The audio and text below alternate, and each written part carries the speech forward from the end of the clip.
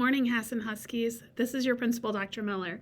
Today is Monday, December 5th, 2022. I hope all of you had a really good weekend. Please stand and join me in saying the Pledge of Allegiance. I pledge allegiance to the flag of the United States of America and to the republic for which it stands, one nation, under God, indivisible, with liberty and justice for all.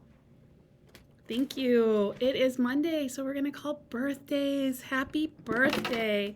We have Quinn Charlstrom in Mrs. Stemmick's class, Dax Larson in Mrs. Craig's class, Reed Simonson in Mrs. Spalding's class, Violet Anderson in Mrs. Harn's class, Vivian Capistrant in Mrs. Hines' class, Theodore Solon in Miss Edie's class, Fiona Hassan in Mrs. Meeker's class, Holden Staples in Mrs. Harn's class, Jace Cleveland in Mrs. Spears' class, Caleb Dunn in Mrs. Stella's class, Emerson Croteau in Miss Rowland's class, Everett Vang in Mrs. Solberg's class,